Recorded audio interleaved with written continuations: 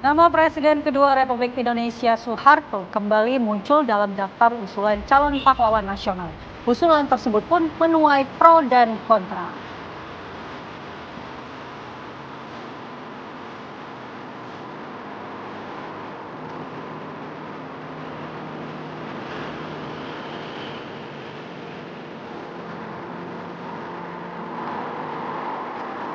Ratusan plat besi yang digunakan sebagai pelindung lapisan beton Jalan Tol Wiyoto Wiono, Papanggo, Tanjung Priok, Jakarta Utara hilang dicuri. Kondisi ini telah berlangsung selama setahun hingga membuat warga sekitar resah dan khawatir akses jalan tol ini roboh dan melukai warga.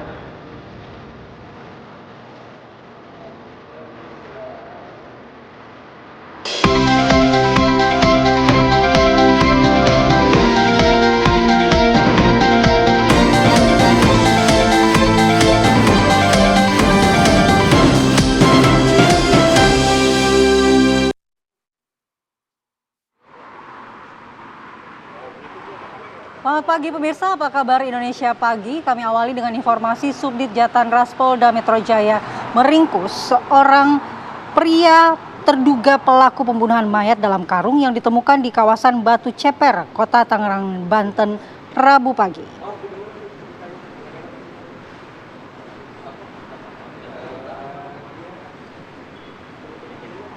Pelaku yang berinisial N alias R ditangkap pada Rabu sore di sebuah rumah kawasan Panunggangan, Tangerang, Banten. Saat ditangkap, tak ada perlawanan dari terduga pelaku dan langsung dibawa ke Polda Metro Jaya. Belum diketahui motif pelaku menghabisi nyawa korban, polisi pun masih menyelidiki kejadian ini.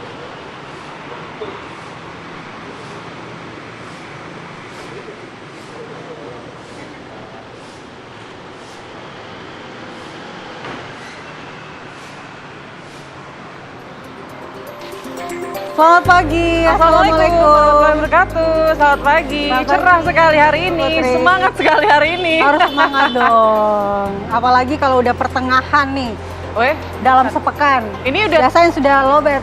ini udah tanggal 20-an. Pasti semua yang bekerja akan semangat. Betul tidak? Kenapa? Ada hampir gajian ya. Ya dong pastinya. Tapi memang harusnya ya kalau udah nanti dapat gajian uangnya digunakan untuk hal-hal yang lebih positif, yang bermanfaat begitu. Jangan sampai kayak artis yang satu ini. Oh, kenapa? Uangnya digunakan berkali-kali untuk menggunakan narkoba. Nah, ini Satres Narkoba Polres Metro Jakarta Barat, pemirsa, kembali lagi ya menangkap seorang artis yaitu Fahri Albar di kediamannya di kawasan Jakarta Selatan. Nah, polisi juga sudah menemukan barang bukti narkotika dari kediaman Fahri Albar.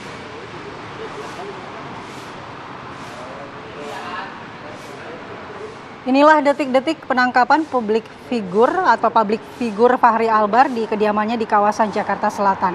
Dari penggeledahan ini, tampak polisi menggeledah sebuah tas berwarna hitam yang berada di kamar Fahri Albar. Dari dalam tas tersebut, polisi kemudian mendapati sebuah kantong kecil yang diduga berisi alat hisap serta plastik klip. Usai mendapatkan barang bukti, polisi kemudian menggelandang Fahri Albar ke Mapores Jakarta Barat untuk dilakukan pemeriksaan.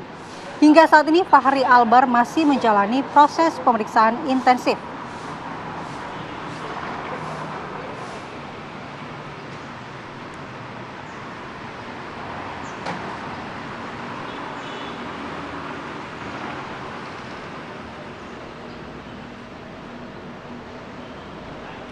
Ya pemirsa, setelah ditangkap kepolisian Satres Narkoba Polres Metro Jakarta Barat, aktor Fahri Albar menjalani tes kesehatan di Bidokes Polres Metro Jakarta Barat. Ya, dengan pendampingan ketat penyidik, Fahri Albar menjalani tes kesehatan di ruang Bidokes Polres Jakarta Barat. Pemeriksaan dilakukan untuk memastikan kondisi kesehatannya dalam kondisi baik selama proses pemeriksaan. Dan hasil pemeriksaan kesehatan sementara, Fahri Albar dinyatakan sehat dan siap menjalani proses pemeriksaan. Sementara dari hasil tes urin, Fahri Albar dinyatakan positif menggunakan berbagai jenis narkotika.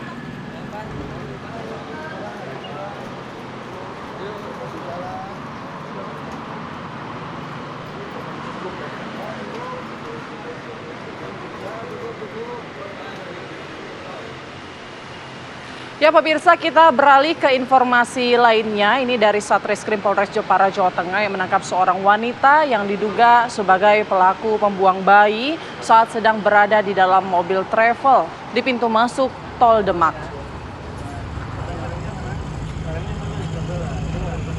Rencananya pelaku berinisial DS yang berusia 19 tahun ini akan kembali ke daerah asalnya di Banyumas.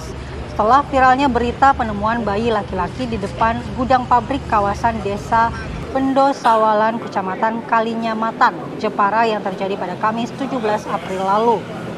Terungkapnya pelaku pembuang bayi berawal dari ditemukannya kartu garansi pembelian rice cooker yang ada dalam kardus tempat bayi dibuang yang terdapat alamat pembeli. Pelaku mengaku nekat membuang bayi karena takut ketahuan melahirkan bayi dari hasil hubungan terlarang dengan seorang teman saat di Banyumas. Saat ini bayi tersebut masih menjalani perawatan intensif di RSUD Raden Ajeng Kartini Jepara karena saat dilahirkan dalam kondisi prematur. Atas perbuatannya pelaku terancam hukuman 5 tahun penjara.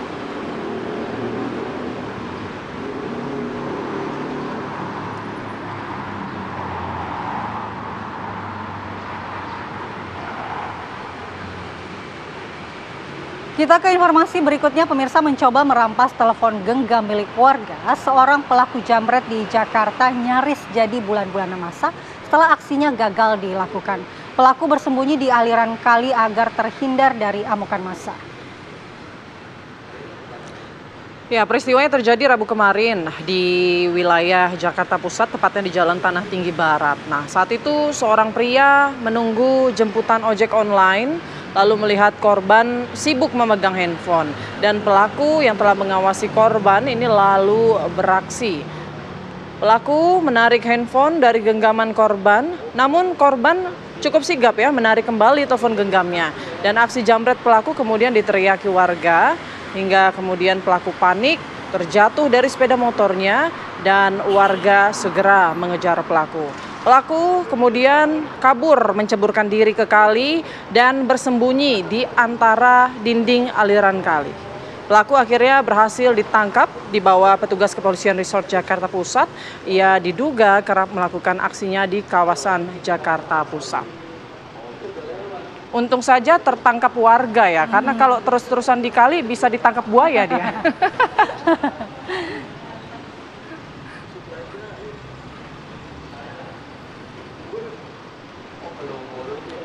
Pemirsa, sebuah mobil berkabin ganda menyeruduk puluhan motor dan rumah warga di Samarinda, Kalimantan Timur pada malam hari. Polisi bersama warga berusaha mengejar mobil dan mobil kemudian terhenti karena masuk ke dalam parit. Namun saat ditemukan ini mobil tersebut atau pengemudi dan penumpang mobil kemudian saat ditemukan pengemudi dan penumpang mobil tersebut menghilang. Sebelum kecelakaan, petugas sempat menegur pemilik mobil namun langsung melarikan diri dan menghilang. Polisi juga menemukan alat hisap sabu di dalam mobil tersebut.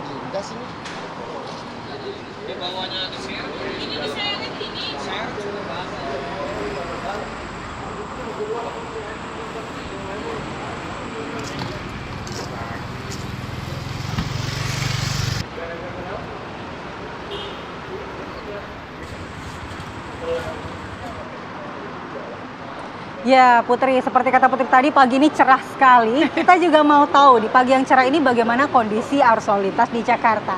Kita akan bergabung dengan rekan-rekan NTMC Polri, ada Bribtu Eklesia. Selamat pagi Bribtu Eklesia, bagaimana kondisi arus lalu lintas pagi ini di lokasi Anda? Silahkan.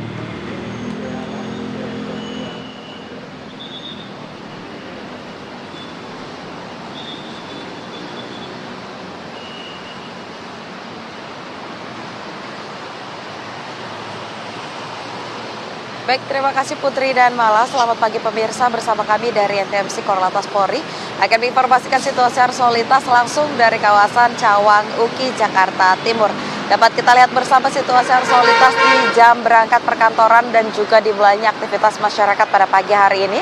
Tampak cukup ramai dan terus mengalami peningkatan volume arus kendaraan dari berbagai arahnya, yakni dari arah Rawamangun maupun Tanjung Priok yang akan menuju ke arah Pancoran. Pada pagi hari ini tampak cukup ramai, terlihat adanya ketersendatan jelang traffic light di kawasan ini, namun selepasnya kendaraan dapat melaju dengan kecepatan normal. Kami mengimbau kepada seluruh pengendara untuk tetap berhenti di belakang garis stop pada saat mengantri jalan traffic light, dan juga meningkatnya volume arus kendaraan pada pagi hari ini terlihat dari arah Halim ataupun tol Jakarta Cikampek yang akan berbelok ke arah Cililitan maupun Kramat Jati. Kami mengimbau kepada seluruh pengendara untuk selalu menjaga jarak aman kendaraan Anda dengan kendaraan lainnya dan selalu menjaga batas maksimal kecepatan kendaraan Anda. Namun Anda tidak perlu khawatir pemirsa, dikarenakan di kawasan ini sudah terdapat petugas kami yang akan membantu kelancaran arus lalu lintas pada pagi hari ini. Dan juga di kawasan ini terdapat jalur busway. Kami menghimbau untuk tidak menggunakan lajur busway sebagai lajur kendaraan Anda karena dapat membahayakan keselamatan diri Anda. Dan berdasarkan data RSMS Korlantas Polri, angka kecelakaan lalu lintas di seluruh Indonesia per 1x24 jam terjadi 225 kasus laka lantas yang mengakibatkan 32 orang meninggal dunia, 26 orang luka berat, dan 295 orang luka ringan. Dan dari kasus laka lantas tersebut, 72% didominasi oleh kendaraan roda 2. Untuk itu kami menghimbau kepada seluruh pengendara, pastikan selalu berada pada jalur yang benar dan tidak merobos jalur yang berlawanan arah demi keselamatan diri Anda dan juga pengendara lainnya. Bagi Anda pemirsa yang ingin mendapatkan informasi situasi arus lalu lintas selengkapnya, dapat menghubungi call center kami di 1500669 ataupun melalui SMS center di 9119. Selamat beraktivitas, hati-hati di jalan, dan salam presisi. Demikian Bribtu Eklesia melaporkan, kembali kepada Putri dan juga Mala. Silakan. Baik, terima kasih Bribtu Eklesia mengabarkan langsung dari kawasan Cawang Uki, Jakarta. Dan pemirsa, kita harus jeda terlebih dahulu ya. Usai jeda kita masih punya beragam informasi menarik. Di antaranya ada Presiden Prabowo Subianto yang mencoba menyebai padi menggunakan drone saat melakukan penanaman di lokasi lahan pertanian milik perusahaan di Ogan Ilir, Sumatera Selatan. Kami akan hadirkan informasinya sesaat lagi.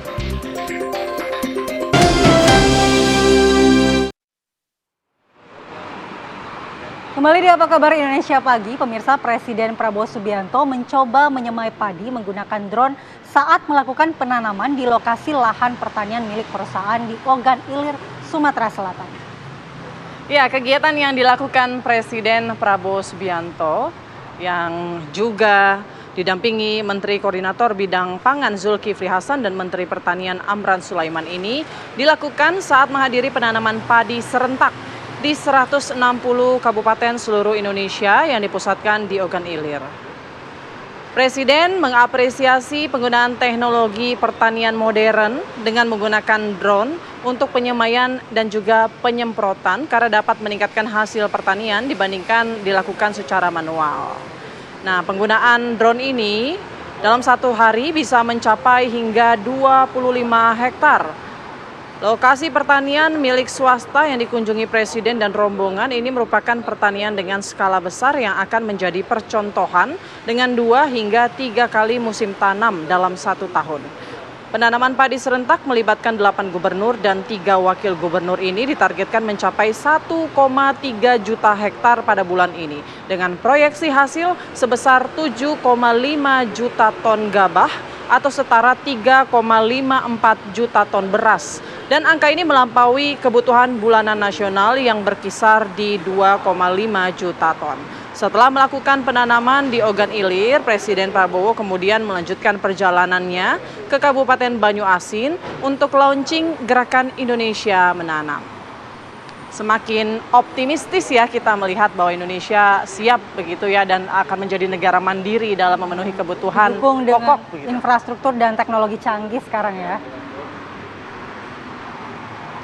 Baik pemirsa, kita ke informasi lainnya. Kejaksaan Agung masih terus melakukan penyelidikan terkait kasus dugaan suap minyak goreng yang melibatkan 3 hakim di Pengadilan Tipikor. Selain menyita uang tunai miliaran rupiah, penyidik Jampidum juga mengamankan kapal pesiar dari salah satu tersangka.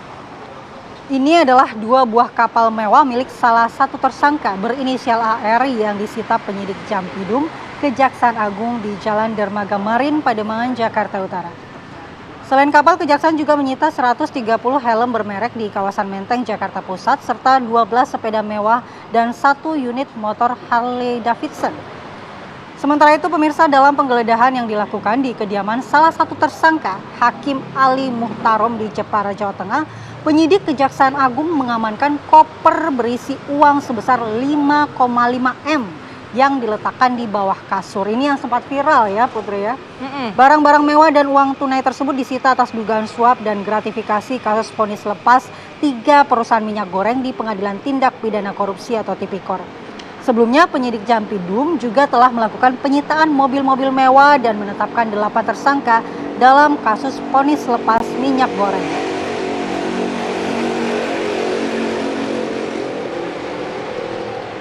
Penyidik melakukan penggeledahan dan penyitaan di sebuah rumah ya di Jepara ya beberapa waktu yang lalu, itu pertanggal 13 April 2025, dan dari rumah tersebut ditemukan sejumlah uang dalam mata asing sebanyak 3.600 lembar atau 36 blok ya, yang dengan mata uang asing 100 USD ya. Jadi kalau kita setarakan di kisaran 5,5 M ya. Nanti silakan dihitung ya kalau penyetaraannya.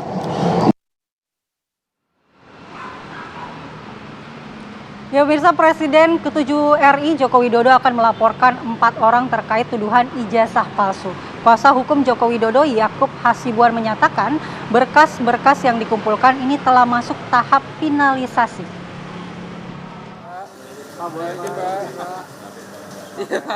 Presiden ke-7 RI Joko Widodo bertemu kuasa hukumnya di kawasan Menteng Selasa sore. Pertemuan ini dilakukan guna membahas langkah hukum soal tuduhan ijazah palsu yang disuarakan sejumlah pihak kepada Jokowi. Pertemuan berlangsung selama beberapa jam. Usai pertemuan, Jokowi tak banyak berkomentar dan menyerahkan awak media bertanya kepada kuasa hukumnya mengenai langkah hukum yang akan ia tempuh. Sedikit Pak. Kenyataannya Pak. Nanti semuanya tolong ditanyakan kepada tim kuasa hukum saya. Ya, silakan. Ini komplit.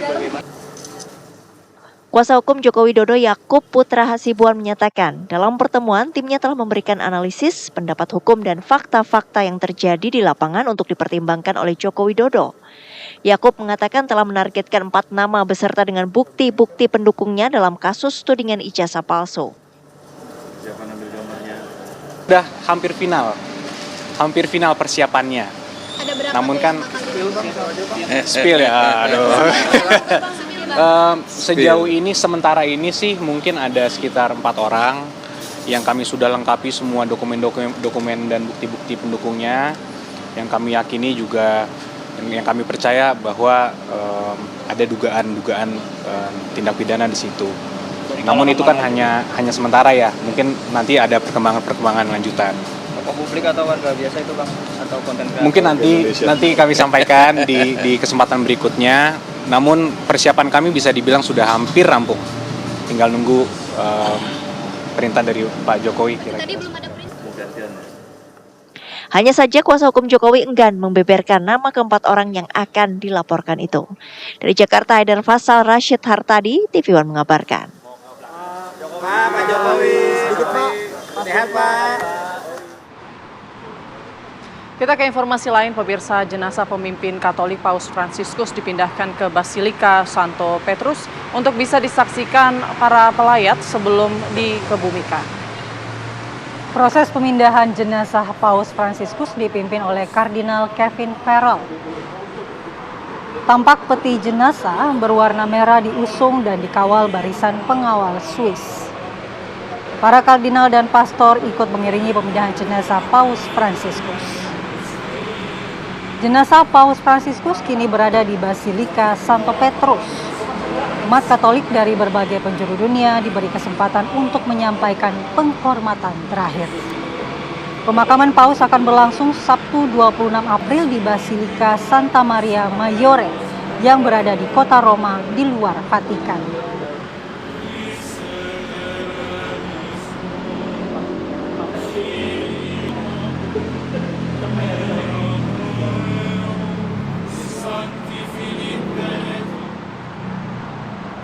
Pemirsa, pemerintah akan mengirimkan delegasi ke Vatikan untuk menghadiri prosesi pemakaman Paus Fransiskus Sabtu 26 April mendatang. Dan di antara delegasi tersebut ada nama Presiden ke-7 Republik Indonesia Joko Widodo. Berikut pernyataan Mensesnek Indonesia Bapak Presiden Prabowo Subianto memutuskan untuk mengutus beberapa tokoh untuk ikut menghadiri acara pemakaman di Vatikan. Di antara tokoh-tokoh yang diutus oleh Bapak Presiden Prabowo mewakili bangsa dan negara Indonesia adalah yang pertama Presiden ke-7 Bapak Joko Widodo, kemudian yang kedua Wakil Menteri Keuangan Bapak Tommy Ciwandono, kemudian yang ketiga Bapak Jonan, dan yang keempat Bapak Natalius Pigai. Nah, kami berharap putusan ini dapat mewakili bangsa dan negara kita di dalam ikut menyampaikan simpati dan bela sungkawa. Kita jeda terlebih dahulu pemirsa, usai jeda kita masih akan hadirkan informasi lainnya, diantaranya polisi yang berhasil menangkap 7 pelaku penculikan santri pesantren di Kabupaten Pasuruan dan proses penangkapannya terjadi di eksit tol Kebomas, Gresik, Jawa Timur. Informasinya akan kami hadirkan sesaat lagi.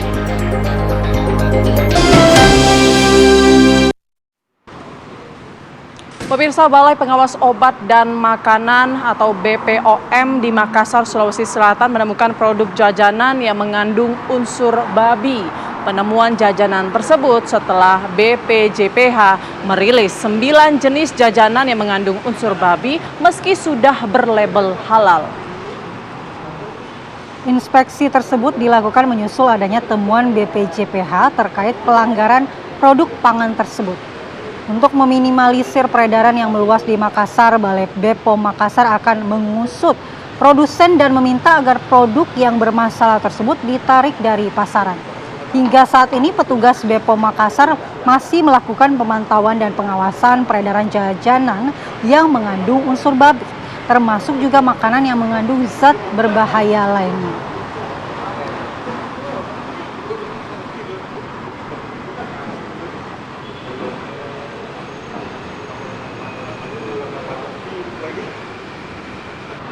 Ya, memang belakangan ini marak sekali ya kasus penculikan anak begitu ya. Yang terjadi di pondok pesantren juga polisi sudah berhasil menangkap 7 pelaku penculikan santri pesantren di Kabupaten Pasuruan. Nah, proses penangkapan ini terjadi di eksit tol Kebomas, Gresik, Jawa Timur. Kamu siapa namanya? Mana rumahmu? Penculikan santri pesantren MS diamankan petugas Polda Jatim, Satreskrim, dan Satuan Narkoba Polres Pasuruan Kota, Jawa Timur. Dari 7 pelaku penculikan, 5 diantaranya diamankan petugas gabungan di eksit tol Kebomas, Gresik. Sementara 2 pelaku lainnya diamankan di kota Gresik.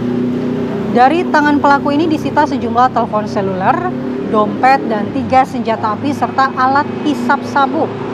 Diketahui 7 kawanan penculik merupakan jaringan residivis narkoba jenis sabu. Dugaan sementara pelaku ini salah culik karena mengira korban adalah jaringan pengedar sabu. Padahal korban adalah santri pondok pesantren di Desa Rejo Solor. Beruntung korban selamat saat penyergapan usai disekap dan dianiaya pelaku.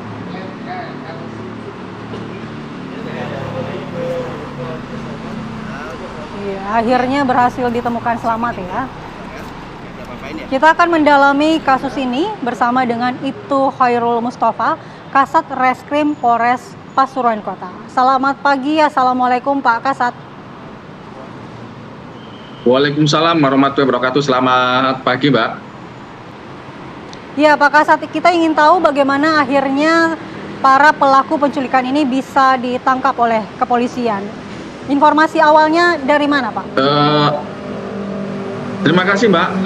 Bahwa pada hari Senin sekitar pukul 23.00 kita mendapatkan laporan dari pengasuh pondok bahwa salah satu santri yang ada di pondok telah dibawa oleh beberapa orang. Kemudian berdasarkan laporan tersebut kami langsung melakukan olah TKP, kemudian langsung menyisir CCTV. Yang pertama adalah CCTV di salah satu toko di depan pondok, itu yang menggambarkan proses mereka mengambil secara paksa terhadap korban, kemudian kami menyisiri jalur CCTV yang ada di jalan dan kami temukan indikasi sebuah mobil Avanza warna hitam yang diduga adalah membawa korban dan dikendarai oleh pelaku mengarah ke arah Surabaya. Berdasarkan informasi tersebut, kami langsung melakukan pengejaran, kami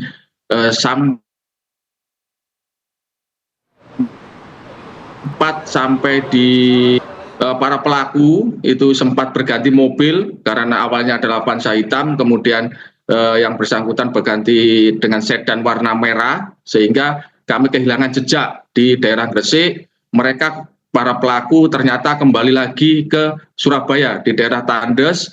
Kemudian kami melakukan pengejaran kembali ke daerah Tandes dan ternyata mereka juga bingung bagaimana terhadap para korban karena mereka salah culik.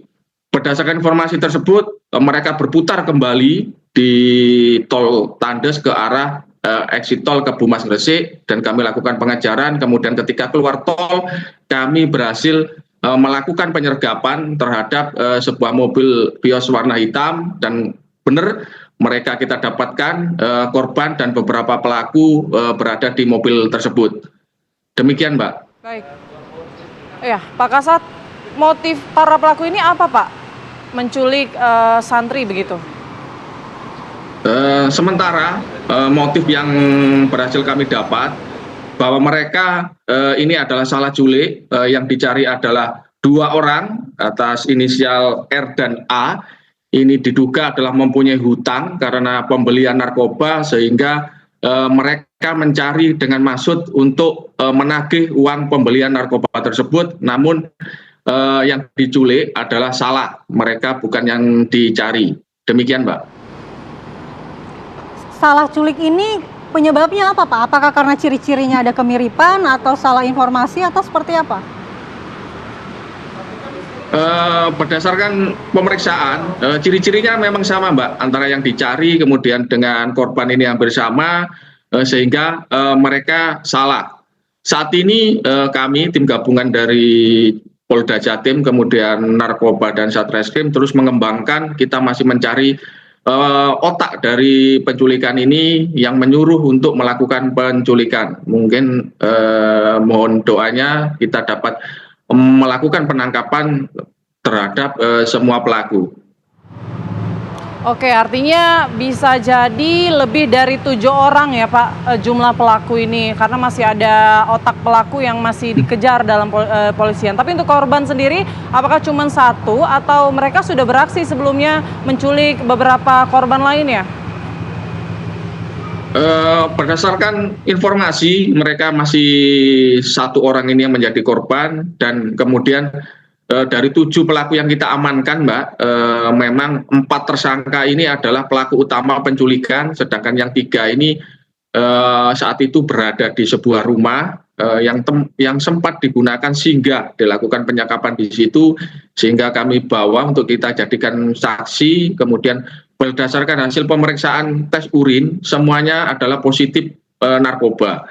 Sehingga untuk yang 4 kita proses terkait dengan perkara penculikan, kemudian yang 3 diproses terkait dengan narkobanya, Mbak. Demikian. Iya, Pak Kasat, pada saat ditemukan kondisi korban seperti apa? Apakah juga sempat mendapatkan tindak kekerasan dari para pelaku, Pak? Pada saat ditemukan mereka tidak mendapat kekerasan, namun pada saat dibawa dari Pasuruan menuju ke Gresik, di dalam mobil korban sempat mendapat kekerasan, kemudian dipukul dengan senjata airsoft gun yang berhasil kita sita itu sebanyak 3 buah. Kemudian di dalam mobil juga matanya ditutup dengan kaos yang digunakan oleh korban itu sendiri. Demikian, Mbak. Baik. Pak, kalau melihat para pelaku ini kan residivis narkoba, apakah ada indikasi bahwa masih ada sindikat gembong narkoba begitu di balik pergerakan atau aksi penculikan ini yang mungkin lagi ditelusuri juga oleh pihak kepolisian? Kami Diduga seperti itu, Mbak. Namun kita masih melakukan penyelidikan, akan kita buktikan mereka ini sindikat pengedar narkoba atau tidak.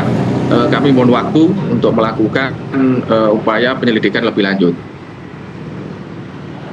Ya, Pak Kasat, berarti konstruksi hukumnya ini tidak hanya penculikan tapi juga jaringan narkoba, begitu ya, Pak? Saat ini yang kami kira seperti itu, Mbak, tapi kami akan memperdalam lebih lanjut karena mereka saat ini kita proses dengan pasal penculikan di pasal Undang-Undang Perlindungan Anak dengan ancaman hukum minimal 3 tahun dan maksimal 15 tahun penjara, Mbak.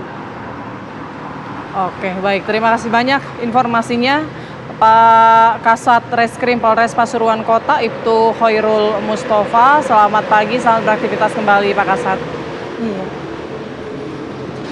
Baik pemirsa, kita jeda terlebih dahulu ya. Usai jeda kita hadirkan informasi yang saat ini tengah ramai diperbincangkan pro kontra soal nama Presiden kedua Republik Indonesia Soeharto yang kembali muncul dalam daftar usulan calon pahlawan nasional. Kira-kira Anda setuju atau Anda tidak setuju dengan usulan ini? Nanti kita bahas lengkapnya di dialog kita. Usai jeda berikut tetap bersama kami di Apa Kabar Indonesia Pagi.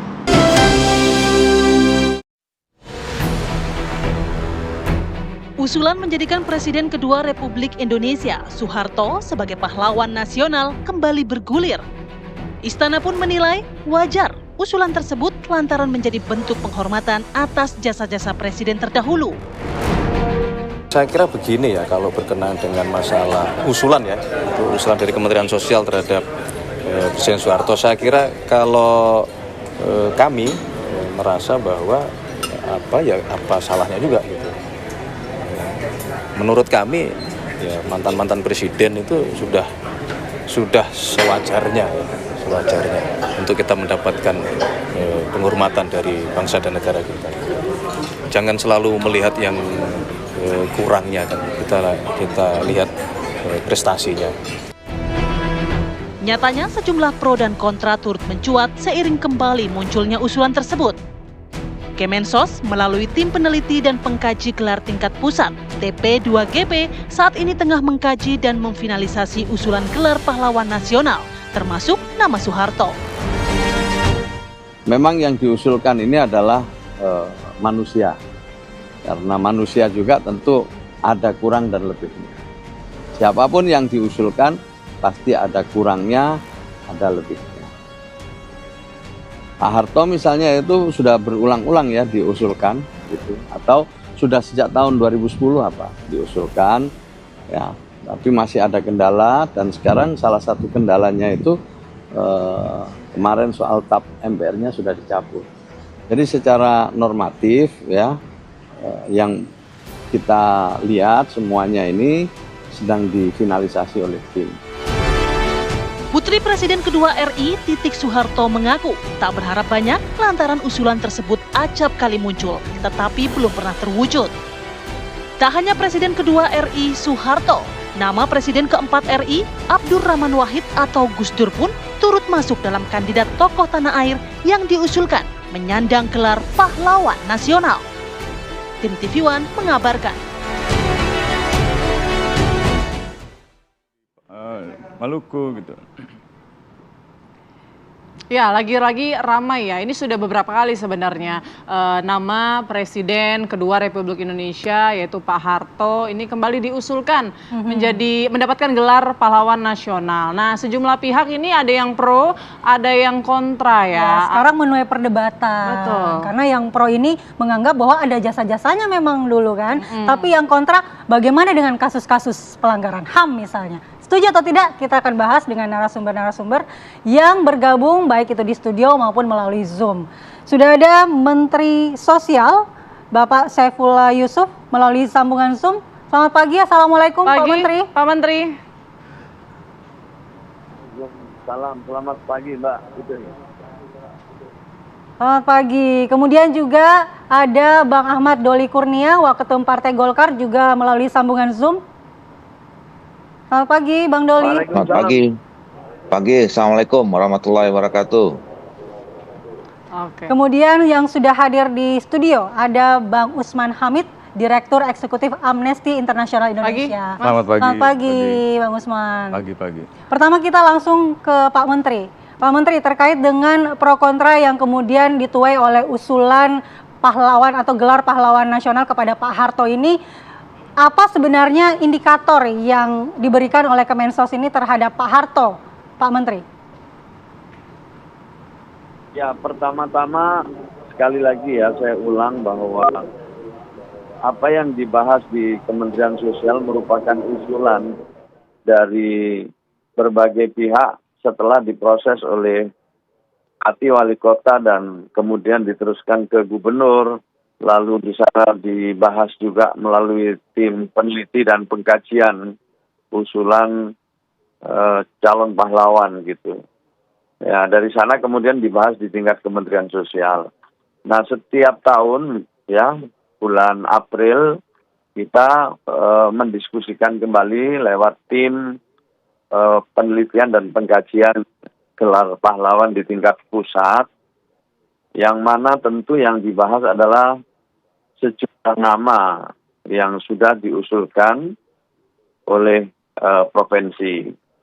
Nah, salah satu di antaranya tentu mantan Presiden Soeharto, ada mantan Presiden Gus Dur, ya, ada juga Jenderal M. Yusuf, ada juga Habib Yasin, banyak lagi yang lain lah, tokoh-tokoh yang lebih dari 20 atau 30 usulan. Nah, dalam pembahasan ini, tim peneliti ini terdiri dari akademisi, sejarawan, ada juga tokoh-tokoh agama, tokoh-tokoh masyarakat. Nah, tentu dalam diskusi ini semua sisi dipertimbangkan, ya. Untuk mantan Presiden Soeharto sendiri misalnya udah pernah diusulkan tahun 2010, kemudian juga tahun 2015, dan sekarang juga kemudian cukup kuat suara untuk mengusulkan kembali. Nah, salah satu kendala dulu itu yang mengapa usulan tentang Pak Harto tidak dilanjut itu karena adanya TAP MPR itu. Tapi hari ini TAP MPR ini sudah dicabut. Nah, dengan begitu maka peluang ya Pak Harto untuk diusulkan ke Dewan Gelar menjadi terbuka, termasuk juga untuk mantan Presiden Abdurrahman Wahid atau Gus Dur. Begitu, Mbak. Baik, Pak Menteri, mungkin boleh diperjelas lagi kendala lebih lengkapnya begitu, karena kan usulan untuk pemberian gelar pahlawan ini bahkan beberapa hari setelah Pak Harto wafat sudah diusulkan sebetulnya dari tahun-tahun dulu begitu, tapi masih belum juga diberikan. Nah, kendala-kendala lebih lengkapnya apa dan pertimbangan sekarang kemudian peluang Pak Harto mendapat gelar tersebut seperti apa? Ya, tadi sudah saya sebut ya, untuk pertama kalinya secara resmi Pak Harto diusulkan itu tahun 2010. Pertama kali resmi ya, kalau usulan-usulan dari berbagai pihak itu bisa jadi sebelum tahun 2010. Tapi diusulkan resmi lewat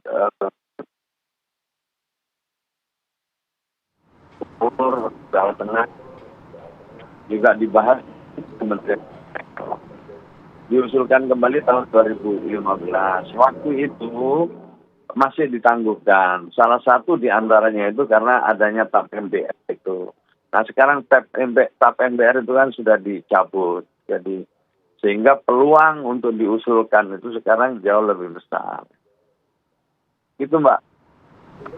Baik, Pak Menteri, kami ingin ke Bang Doli terlebih dahulu. Bang Doli, Partai Golkar tentu punya posisi sejarah yang dekat dengan Pak Harto. Apakah mendukung usulan ini karena kedekatan itu atau memang menganggap bahwa ada jasa-jasanya nih buat negara? Iya, saya kira posisi saya pada dua perspektif ya. Pertama, secara dalam konteks pimpinan Partai Golkar, tentu kami merasa bahwa kalau ada yang mengusulkan Pak Harto untuk menjadi pahlawan nasional, tentu kami sangat merespon positif dan memberikan dukungan ya, karena memang antara Golkar dan Pak Harto punya sejarah yang cukup panjang gitu. Nah, tetapi bukan hanya itu, secara pribadi saya juga memberikan dukungan karena tadi kita tentu sebagai sebuah bangsa yang besar atau harus menghargai dan menghormati menghormati sejarah dan menghormati tokoh-tokoh bangsa kita. Saya kira kita nggak bisa pungkiri bahwa Pak Harto ini seorang presiden sama dengan presiden yang lain. Saya kira kita harus menghormati presiden-presiden itu. Dan kemudian yang kedua, kita juga tidak bisa pungkiri sekecil apapun jangankan presiden manusia biasa pun di Indonesia ini pasti punya jasa, punya peran untuk memajukan bangsa ini. Nah, apalagi khususnya Pak Harto, saya kira selama 32 tahun menjadi presiden banyak catatan-catatan yang sudah ditorehkan catatan positif tentu kita juga harus mengakui bahwa bangsa ini sampai sekarang seperti ini pemerintahan Pak Harto itu tentu punya kontribusi setidaknya meletakkan dasar-dasar atau menjadi konsolidasi pertama pembangunan ekonomi Indonesia. Kalau kita runut dari awal kemerdekaan, tentu kita juga menghormati, menghargai jasa yang sudah diberikan oleh Pak Soekarno yang memulai dengan untuk membangunkan karakter nation building nation character building, sehingga kita memang menjadi negara yang bersatu, yang kuat, punya ideologi yang jelas dan segala macam. Nah, dilanjutkan dengan Pak Harto yang memang mulai waktu itu tuntutannya adalah melakukan konstruksi membangun sebuah negara yang besar. Nah, tentu apa yang dilakukan oleh Pak Harto dari untuk seluruh aspek pembangunan sangat banyak jasa yang sudah diberikan kepada dari beliau kepada kita semua.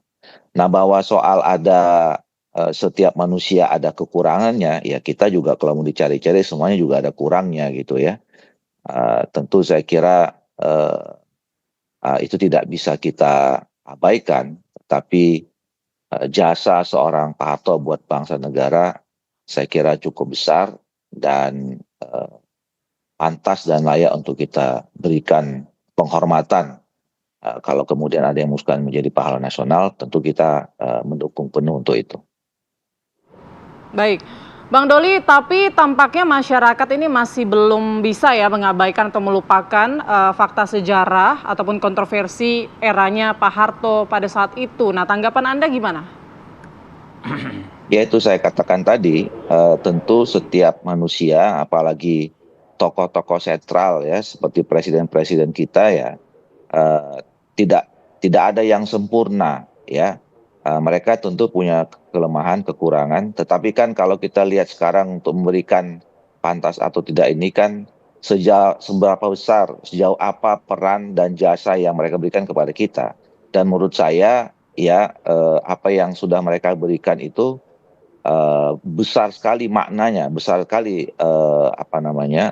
pengaruhnya buat Indonesia sehingga sampai saat ini sudah seperti ini, kondisinya jauh lebih maju dibandingkan dulu sebelum Pak Soekarno memimpin jadi presiden, jauh sebelum Pak Soeharto memimpin.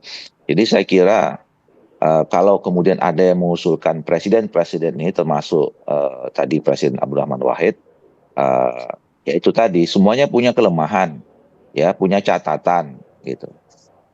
Dan itu bukan kita lupakan, tapi yang mau kita lihat adalah apakah bangsa ini menghargai peran, jasa dan semua tenaga pikiran yang sudah mereka berikan, yang saya kira nggak boleh kita bantah juga mereka punya sesuatu yang luar biasa yang sudah mereka berikan buat kemajuan bangsa ini. Baik, Bang Doli. Mungkin kita minta tanggapan dari Bang Usman. Bang Usman, tadi sudah mendengar, mungkin bisa menanggapi. Setiap figur punya kekurangan, apakah tetap layak diberikan? Ya, pertama tadi Pak Menteri menjelaskan berkali-kali usulan untuk menetapkan mantan Presiden Soeharto sebagai pahlawan, itu terkendala oleh TAP MPR. TAP MPR yang dimaksud itu adalah TAP MPR nomor 11 tahun 98 tentang penyelenggaraan pemerintahan yang bersih dari korupsi, kolusi, dan nepotisme. Nah, lalu Pak Menteri tadi mengatakan nama Soeharto sudah dihapus dalam TAP MPR itu. Pertanyaannya, bagaimana proses penghapusan itu bisa terjadi. Nama itu dimasukkan di dalam sebuah sidang paripurna Majelis Permusyawaratan Rakyat, lalu dihapuskan, diubah hanya dengan putusan pimpinan MPR berdasarkan usulan Partai Golkar. Itu diputuskan dicabut tanggal 23 September tahun lalu, setelah kurang lebih sepekan sebelumnya Golkar mengajukan surat kepada pimpinan. Jadi proses perubahan TAP MPR nomor 11 itu cacat hukum, cacat yuridis. Dia tidak melalui proses yang demokratis gitu. Itu yang pertama. Yang kedua, kalau soal bagaimana menghormati mantan presiden, apakah harus dengan penetapan pahlawan nasional? Apa sih makna pahlawan nasional? Pahlawan nasional itu bisa orang yang memperjuangkan kemerdekaan, merebut kemerdekaan sampai meninggal dunia, misalnya sampai gugur dalam perjuangan. Yang kedua, dia tidak pernah menyerah pada musuh, menyerah pada nilai-nilai idealisme, pengabdiannya itu. Dan yang ketiga, ia memperjuangkan itu dan mengabdi sampai ia meninggal dunia. Mantan Presiden Soeharto ketika meninggal dunia berstatus sebagai tersangka dalam kasus korupsi sebesar 419 juta dolar. Itu ditetapkan oleh Jaksa Agung, bukan oleh saya. Setelah meninggal dunia, Presiden ketika itu, Presiden Susilo Bambang Yudhoyono melanjutkan gugatan hukumnya melalui kejaksaan secara perdata kepada 7 yayasan Soeharto. Jadi secara yuridis orang yang berstatus tersangka dalam tindak pidana korupsi, apa layak disebut sebagai pahlawan? Berarti sudah tidak memenuhi salah satu Tidak memenuhi kriteria. syarat. Udah beberapa saya sebutkan itu. Yang ketiga, Jaksa Agung waktu itu mengatakan, ini perkara harus dihentikan karena terdakwa Soeharto ketika itu tidak bisa mengutarakan kata-kata lebih dari 4 kata. Karena itu dihentikan. Lalu Jaksa Agung Abdurrahman Saleh merujuk pengalaman Chile ketika mantan Presiden Chile yaitu Jenderal Augusto Pinochet itu dihentikan penuntutannya karena ia sakit. Jaksa Agung berpendapat tidak mungkin seorang diadili tanpa kehadirannya. Nah, pertanyaan saya adalah apakah di Chile itu diputuskan oleh jaksa? Tidak, diputuskan oleh Mahkamah Agung. Yang kedua, pertanyaan saya kepada Jaksa Agung Abdurrahman Saleh adalah apa alasan SKP 3 surat ketetapan penghentian penuntutan perkara itu? Kalau kita baca ada 3 alasannya. Perkaranya tidak ada bukti, ada buktinya. Jaksa Agung yakin. Yang kedua bukan peristiwa pidana, peristiwa korupsi itu. Dan yang ketiga ditutup demi hukum. Lalu Jaksa Agung mengatakan alasannya ketiga, yaitu ditutup. Sebentar, satu lagi. Ditutup demi hukum. Mari kita baca undang-undang. Apa alasan demi nanti hukum? kita lanjutin Bang, usai jeda Nebis berikut. idem meninggal dunia. Jadi saya kira banyak kelemahan secara yuridis. Oke. Nah, ini nanti akan dijawab oleh Pak Menteri terkait mungkin pihak-pihak yang kontra. Apakah mungkin mengingat ada jasa pasti presiden-presiden berjasa hingga menjadikan bangsa kita sampai saat ini di posisi saat ini begitu. Tapi juga mungkin ada juga ketidakpercayaan publik atau kontroversi yang dirasakan publik pada masa itu. Nah, apakah mungkin dari Kementerian Sosial ini juga punya kategori khusus begitu, pemberian gelar tertentu yang lebih mengkerucut, lebih khusus yang bisa diberikan untuk menghormati jasa-jasa para presiden kita yang terdahulu. Nanti dijawab nanti ya Pak Menteri, usai jeda berikut kami akan kembali saat lagi.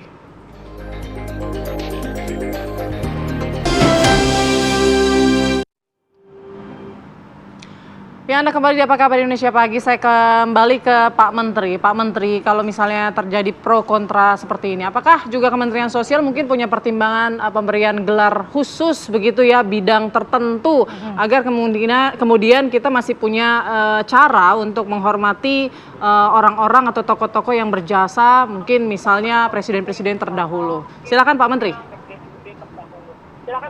Iya, pertama-tama Mas Ahmad Doli dan Pak Usman Hamid ini kan mewakili dua pendapat yang disebut pro kontra itu. Tetapi menurut saya ini sehat saja, itu dulu. Yang kedua pasti kita dengarkan semua. Yang juga perlu mendapatkan perhatian kita bahwa tadi sudah disinggung juga soal kendala-kendala yuridisnya itu sudah katakanlah dicabut dan saya sebut sebagai peluang untuk kemudian Pak Presiden Soeharto atau mantan Presiden Soeharto bisa diusulkan menjadi pahlawan nasional sepanjang memenuhi syarat-syarat yang ditentukan. Dan ini juga merupakan usulan dan berulang-ulang juga sudah disampaikan. Yang kedua, yang juga penting ini menjadi bahasan, diskusi, masukan dari berbagai pihak, diantaranya adalah Presiden sebelumnya Bung Karno juga sudah sudah ditetapkan sebagai pahlawan nasional. Ini juga menjadi wacana di dalam tim penelitian dan pengkajian gelar pahlawan pusat yang sekarang ini sedang bekerja. Nah, kita mempertimbangkan semuanya. Kalau kemudian tadi disinggung apakah tidak ada cara lain untuk menghormati presiden, itu tergantung kepada semua ketentuan yang ada. Jadi kita juga tidak bisa memberikan suatu penghormatan kalau dari sisi negara tanpa dengan ketentuan-ketentuan yang jelas. Nah, bagi kami yang ada di Kementerian Sosial bersama tim ini, yang kita pertimbangkan adalah pertama-tama untuk pembelajaran bagi generasi yang akan datang. Salah satu di antaranya, bahwa sejarah tentang presiden-presiden Indonesia sudah dicatat, ya, juga sudah dijadikan semacam wacana dalam perjalanan bangsa ini. Semua orang bisa mengambil pelajaran, bisa menimbang dengan cara masing-masing. Gitu. Tetapi bahwa kita punya presiden yang tadi disebut oleh Mas Ahmad Doli, punya prestasi, punya kontribusi, terutama hal-hal yang baik untuk negeri ini patut dicatat. Pak Harto banyak sekali warisan-warisannya yang bisa diteruskan dan bahkan diteruskan sampai hari ini. Meskipun juga ada yang tidak patut untuk diteruskan. Gus Dur juga sama. Ada hal-hal yang patut untuk diteruskan, tapi juga ada yang tidak perlu untuk diteruskan. Jadi kita mempertahankan nilai-nilai lama yang baik, ya, sambil mengadopsi nilai-nilai baru yang lebih baik. Itu yang menjadi prinsip kami. Nah, apa yang disampaikan oleh Mas Usman Hamid, ya, tentang proses pengambilan keputusan di MPR dalam rangka pencabutan TAP tahun 98 itu adalah satu tafsir, ya. Tetapi faktanya bahwa yang namanya TAP MPR itu sudah dicabut.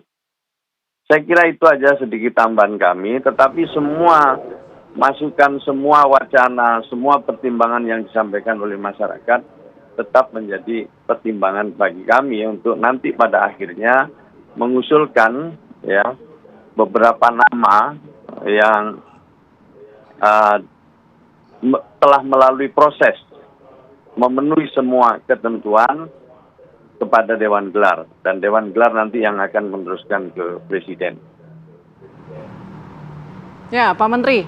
Oke, saat ini masih dalam pengkajian, semua ditampung pihak pro dan juga kontra begitu. Tapi nanti bagaimana Kementerian Sosial mensosialisasikan soal pemberian gelar pahlawan nasional ini kepada masyarakat? Iya, pasti nanti akan kami umumkan secara resmi dengan seluruh pertimbangannya. Ya, pada saatnya tentu apa yang sudah menjadi keputusan Kementerian Sosial telah melalui pengkajian, ya, dan penelitian yang dilakukan oleh tim, ya, dan kemudian alasan-alasan apa yang mendasari pasti akan kami sampaikan pada saatnya. Baik, Pak Menteri, saya mau ke Bang Doli. Bang Doli, melihat pro kontra mungkin yang terjadi di masyarakat, tentu ada yang pro dan kontra ini. Bagaimana kemudian Golkar menilai impact positif yang akan didapatkan jika gelar ini diberikan kepada Pak Harto? Ya, pro kontra itu biasa saja. Saya nggak tahu Pak Usmani dari dulu memang konsisten, ya, terhadap penolakan gelar pahlawan kepada Pak Harto gitu loh. Jadi menurut saya itu sesuatu yang biasa terjadi, apalagi negara kita sekarang sudah memilih sebagai negara demokrasi gitu ya. Jadi nggak apa-apa. Tentu kita punya pandangan yang semua tidak harus sama gitu. Nah, tetapi sekali lagi saya katakan bahwa kita sudah punya mekanisme, ya, terhadap seseorang itu bisa ditetapkan sebagai pahlawan. Nah, tentu semua kriterianya ada, syarat-syaratnya ada. Nah, nanti dinilai saja dengan sesuai dengan mekanisme itu melalui Kementerian Sosial, kemudian ada Dewan Gelar gitu. Nah, karena fakta-faktanya kan juga sudah banyak. Tadi misalnya ya, kalau soal pencabutan TAP MPR, betul, saya kira memang kita semua juga punya tafsir terhadap itu. Karena waktu itu pencabutan TAP MPR-nya bukan satu, ada beberapa yang lain. Nah, persoalannya kenapa yang lain nggak dipersoalkan, kan kira-kira begitu. Padahal itu sama kalau bicara tentang impact strategisnya sama. Nah, yang kedua dengan pengalaman, betul Pak Soekarno juga sudah kita dapat sebagai gelar pahlawan. Nah, tadi saya katakan bahwa setiap manusia, apalagi tokoh-tokoh besar yang memang secara terbuka dia menyampaikan pikiran, gagasan, kebijakan, keputusannya, ya pasti ada hal positif, ada yang negatifnya. Tapi kan ketika kita ingin menjadi bangsa yang besar, ya kita harus lihat dan kita bisa rasakan sebetulnya dampaknya seperti apa terhadap prestasi dan kebijakan yang mereka ambil gitu ya. Nah, dulu mungkin juga ada yang persoalkan soal Pak Soekarno, ya nggak masalah juga gitu ya. Walaupun saya menilainya bagus sekali, karena bagaimanapun Pak Soekarno juga punya jasa yang besar buat bangsa ini gitu. Nah, nanti terhadap presiden-presiden yang lain saya kira juga patut dipertimbangkan untuk itu. Nah, kalau soal status tadi misalnya ya, oke lah kita merujuk soal yang menetapkan tersangka itu adalah Jaksa Agung. Tapi kan sampai sekarang juga kejaksaan juga yang menetapkan untuk mencabut itu. Jadi ya itulah pandangan kita masing-masing ya. Nah, kalau soal Golkar, saya kira kita tidak punya kekuatan untuk bisa mengintervensi dan segala macam gitu. Tapi ya ini kan udah usulan masyarakat yang tentu nanti kemudian akan dinilai oleh melalui Kementerian Sosial dulu, Dewan Gelar. Nah, kalau kemudian nanti pada akhirnya disetujui, kita bersyukur, alhamdulillah, artinya bangsa ini sudah bisa belajar, mengambil hal-hal yang positif, ya, menghargai jasa-jasa para tokoh-tokoh bangsanya yang sekali lagi kita nggak boleh menafikan, nggak boleh memungkiri banyak sekali ya kontribusi pikiran, tenaga, hal-hal yang lain yang sampai sekarang membuat bangsa kita jauh lebih baik, jauh lebih maju dibandingkan masa-masa sebelumnya. Kira-kira begitu. Berarti untuk Partai Golkar sendiri memang akan mendorong pemberian gelar-gelar ini bukan hanya mungkin kepada Pak Harto ya, tetapi juga presiden-presiden sebelumnya yang lain ya, Bang Doli ya? Ya, setiap kepada orang yang memang kita betul-betul rasakan mereka punya sesuatu yang bermanfaat buat bangsa ini, kira-kira begitu. Baik, mungkin Bang Usman bisa menanggapi, Bang Usman? Ya, coba kita perhatikan pernyataan bahwa Pak Harto misalnya punya jasa-jasa. Pak Harto itu mengambil kekuasaan Soekarno dengan cara militer, dengan cara paksa. Ada 500.000 orang paling tidak mati dibunuh dengan tuduhan-tuduhan komunis. Bahkan Jenderal Sarwo Edi Wibowo, kepala komandan RPKAD, mengatakan 3 juta orang dibunuh. Singkat saja Bang, karena durasi kita terbatas, tapi paling tidak harapan Bang Usman, misalnya untuk usulan pemberian gelar terhadap sejumlah tokoh ini bagaimana? Harus ditolak, ini tidak layak, ini memutarbalikan sejarah, memutarbalikan reformasi. Pimpinan MPR mengatakan, ini untuk rekonsiliasi nasional. Rekonsiliasi apa? Rekonsiliasi elit. Kalau mau bicara rekonsiliasi nasional, pakailah TAP MPR tentang pemantapan persatuan dan kesatuan nasional. Harus ada penyelidikan yang komprehensif, pengungkapan kebenaran, apa yang terjadi di masa lalu, pelanggaran HAM apa saja yang harus dilakukan. Lalu rekonsiliasinya dilakukan dengan melibatkan masyarakat, melibatkan para korban. Jadi itu, kalau misalnya dikatakan lagi, oh Pak Harto berjasa dengan ASEAN, kata pimpinan MPR. ASEAN itu adalah organisasi negara Asia Tenggara untuk dijadikan kaki tangan ekonominya Amerika. Indonesia dulu pemimpin Asia Afrika. Hari ini 24 April adalah hari penutupan konferensi Bandung, konferensi Asia Afrika. Konferensi yang menempatkan Indonesia sebagai pemimpin dunia di Asia dan Afrika setidaknya, melawan imperialisme, melawan kolonialisme. ASEAN itu diadakan oleh kepentingan politik dan ekonomi Amerika. Setelah itulah Indonesia menjadi kaki tangan ekonomi Amerika. Semua sumber daya alam kita dari Papua, emas, sampai Aceh, gas, minyak diserahkan kepada Amerika lewat swasta Amerika. Jadi apa yang jadi jasa Soeharto? Ketika ia jatuh, ia berstatus tersangka, ditetapkan, dimasukkan namanya TAP MPR. Indonesia menjadi negara otoriter di bawah pemerintahannya. Soeharto menjadi salah satu pemimpin terkorup di dunia. PBB menempatkan hartanya sebagai stolen asset recovery. Harus diburu asetnya. Jadi apa jasanya? Nah, ini didengar langsung ya sama Pak Menteri. Ya, Pak Menteri, Gus Ipul, saya dengan segala hormat mohon dipertimbangkan dengan sangat baik. Pro begitu, tapi juga pihak yang kontra ini saat ini masih digodok. Kita juga Gus Dur punya pemikiran, banyak tulisannya. Soekarno punya pemikiran, banyak tulisannya. Soeharto nulis apa? Oke, mungkin ada pemikirannya. Mungkin terakhir nih, Pak Menteri, tanggapannya Pak Menteri.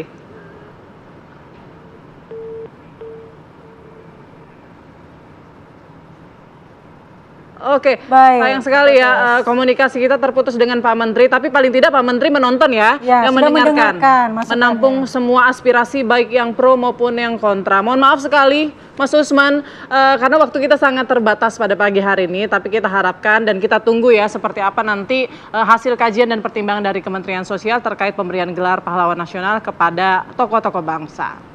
Dan kita juga masih akan hadirkan ya, ada informasi menarik lainnya di yang viral juga ini. Ada ratusan plat besi yang digunakan sebagai pelindung lapisan beton di Jalan Tol Wiyoto Wiono, Papanggo, Tanjung Priok, Jakarta Utara yang hilang dicuri. Aduh, ini membahayakan warga nih pastinya ya, karena warga khawatir jalan tolnya bisa ambles dan menimbulkan korban jiwa. Sesaat lagi pemirsa, kami akan kembali untuk Anda.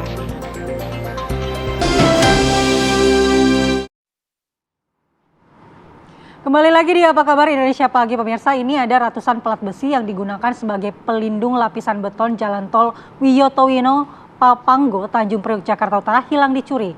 Kondisi ini telah berlangsung selama setahun hingga membuat warga sekitar resah dan khawatir akses jalan tol ini roboh dan melukai warga. Bahaya juga ya sepertinya.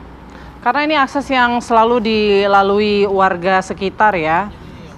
Dan juga kita bisa lihat di gambar ini memang besi-besi atau plat-plat besi ini sudah tidak terlihat lagi menempel di bawah jalan tol ini.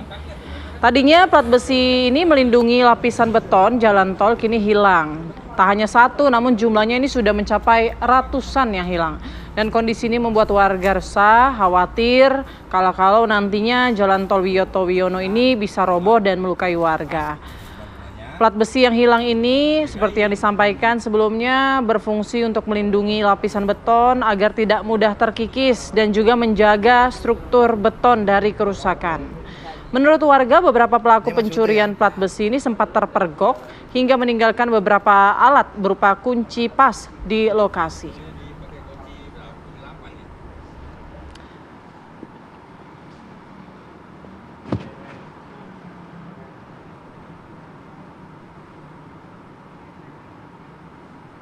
Ya, kondisi ini sudah setahun ya, ternyata plat-plat besi ini dicuri, jumlahnya tidak hanya 1, 2, tapi sudah ratusan yang dicuri. Jadi wajar saja kalau masyarakat khawatir. Tapi kondisinya pagi ini bagaimana di lokasi? Sudah ada tim kami yang siap di sana, ada rekan Margareta Novita yang akan coba melihat langsung ya, mengajak kita lebih dekat melihat bagaimana kondisi terkini dari kolong tol tersebut. Silakan Margareta. Ya Putri, Mala dan juga pemirsa, betul sekali saya saat ini berada di bawah kolong tol dalam kota ini, tempatnya di Pelumpang Fluid, Papanggo, Jakarta Utara. Dan memang ini merupakan tempat di mana para rayap besi ini mengeksekusi ataupun mencopot, mencongkel plat-plat besi yang tertempel di bawah kolong di dinding-dinding ini pemirsa. Dan bisa dilihat ini ada baut yang sudah tercopot, kemudian juga sudah terbuka seperti itu. Kemudian juga ada bekas-bekas, ini sempat kebakaran pemirsa kemarin karena memang diduga kebakaran ini merembet sampai ke sini karena plat-plat besi ini sudah dicopot dan juga dicongkel. Dan jumlahnya ini banyak sekali pemirsa, tidak hanya 1, 2 tapi hingga ratusan, karena infonya mereka ini sudah melancarkan aksinya. Ini rayap-rayap besi sudah melancarkan seninya nih di sini sejak 1 tahun atau 1 tahun lamanya ini pemirsa. Dan ini tadi kami mendapatkan informasi dari warga sekitar bahwa sepanjang kolong ini sekitar 19 plat besi yang terpasang. Dan namun tidak hanya plat besi yang di atas juga pemirsa, ada juga besi-besi yang di bangunan, di pondasi-pondasi yang juga ikut dicongkel. Ini diambil oleh juru kamera saya, gambarnya ini pemirsa bisa dilihat ini merupakan besi-besi yang di bawah, yang di pondasi, yang juga dicongkel. Seperti ini pemirsa. Dan saya mau langsung ajak Anda untuk bertanya lebih lanjut ini pada warga sekitar di sini. Kebetulan sudah ada Wakil Ketua RT. Pemirsa di sini ada Pak Adit. Selamat pagi Pak Adit. Selamat pagi pemirsa. Pak Adit, mungkin bisa dijelaskan ini bekas-bekas yang dicongkel di sebelah mana sih?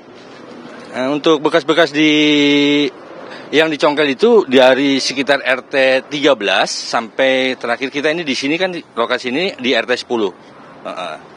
Sudah berapa lama Pak ini rayap-rayap besi, mencongkel besi, plat-plat besi di sini?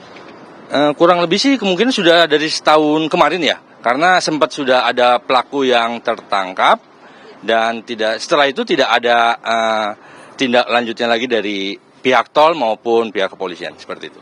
Pak, mungkin boleh ditunjukin ini mana yang bekas-bekas dicongkel, kemudian juga mana plat besi yang masih terpasang nih Pak? Oh iya, kalau ini yang sudah tercongkel ya, ini sudah tercongkel. Yang tadi yang masih terpasang,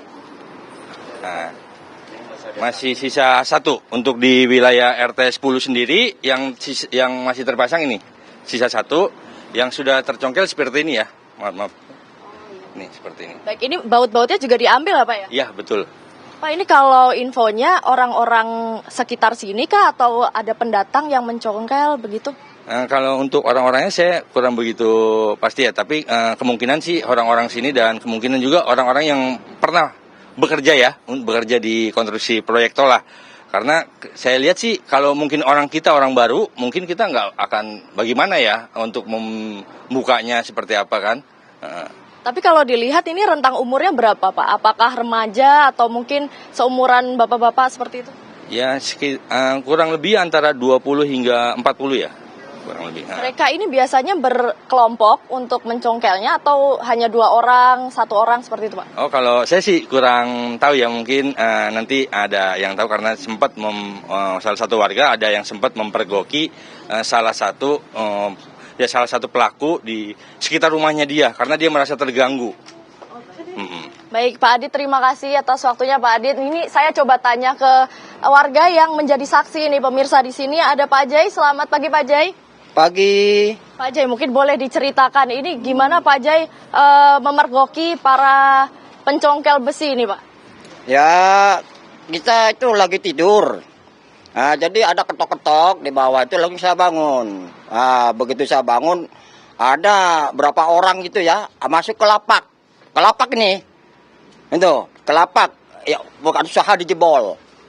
Tuh, terus saya uber, lari. Nah, ketinggalan ini nih. Alat-alatnya yang dibuat nyongkel ada ketinggalan ini 3 nih. Ini apa aja nih Pak alatnya? Ini kunci pas. Ini untuk buka bautnya.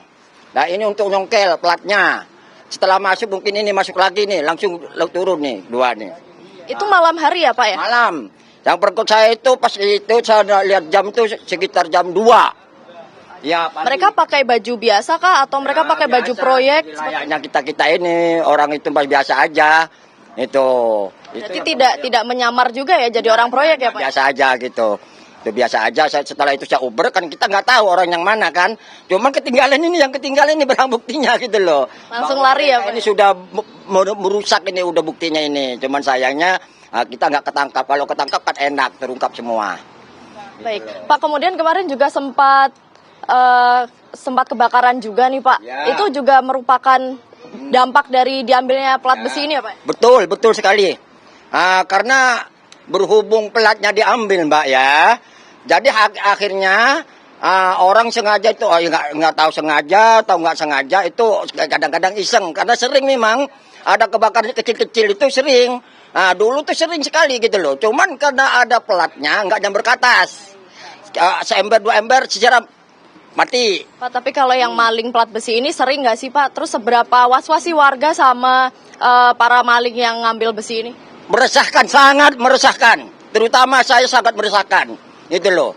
Jadi kita ini kadang-kadang Minang nggak bisa tidur, Mbak. Kurang tidur kadang-kadang gitu loh. Ketok-ketok bangun gitu loh. Ketok-ketok bangun gitu, kurang tidur gitu. Makanya tolong dah kepada Bapak yang ini yang berwajib ya, yang punya wewenangan, juga kepada pihak-pihak polisi ini, tolong Pak dituntaskan permasalahan ini nih, supaya benar-benar jangan sampai yang nggak salah ikut gitu loh. Seperti anak-anak yang di sini, yang si Nabina ini takutnya nanti gitu loh Mbak, takut disangka di sini. Padahal bukan orang RT 10.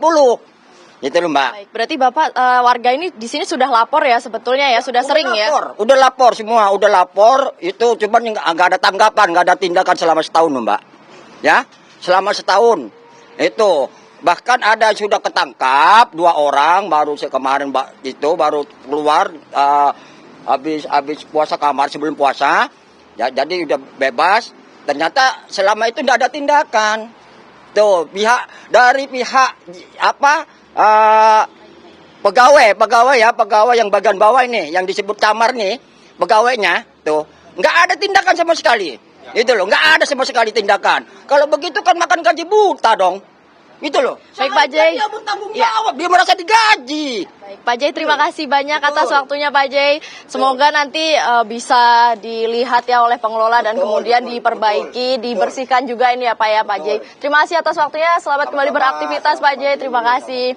Ya pemirsa, itu tadi obrolan saya bersama warga di wilayah Papanggo di bawah kolong tol ini, dan memang bisa dilihat ini merupakan bekas-bekas congkelan, di mana ini juga membahayakan warga di sekitar sini. Bahkan kemarin sempat terjadi kebakaran, dan memang plat ini digunakan untuk meredam panas, sehingga kemarin terjadi kebakaran ini memang cepat merambat masuk ke wilayah warga. Kemudian juga untuk pondasinya sendiri ini pemirsa juga ada yang dicongkel. Nah ini besi-besi, plat-plat dan juga yang ada di pondasi ini pun juga menjadi penguat dari struktur jalan tol ini sendiri begitu, sehingga memang jika platnya ini diambil dan juga besi ini terus-terusan diambil, nantinya akan berbahaya bagi para warga, dan ini harus segera ditindak oleh para pengelola. Kemudian juga aparat ini, tadi warga mengatakan bahwa mereka sudah sering melapor, namun memang untuk laporannya ini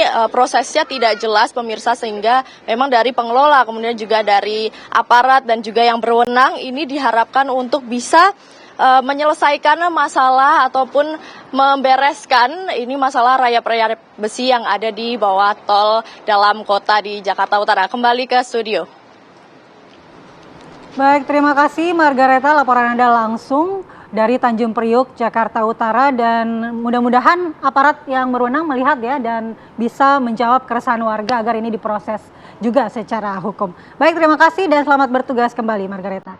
Dan pemirsa, apa kabar Indonesia Pagi masih akan kembali dengan informasi-informasi menarik dan penting lainnya. Di antaranya adalah keluarga pasien balita usia 16 bulan yang dirawat di Rumah Sakit Samarinda menolak pemasangan ulang alat medis yang diduga tak berfungsi atau malfungsi. Akibat penolakan tersebut juga ini kemudian akhirnya terjadi salah paham atau ada perdebatan begitu. Nanti kita akan bahas di Apa Kabar Indonesia Pagi.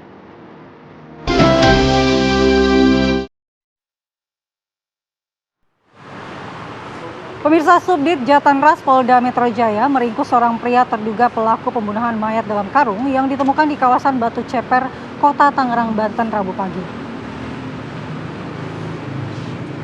Ya, pelaku berinisial N alias R ditangkap pada Rabu sore di sebuah rumah di kawasan Panunggangan, Tangerang, Banten. Saat ditangkap, tidak ada perlawanan dari terduga pelaku dan langsung dibawa ke Polda Metro Jaya. Hingga kini masih belum diketahui motif pelaku menghabisi nyawa korban, dan polisi masih menyelidiki kejadian ini.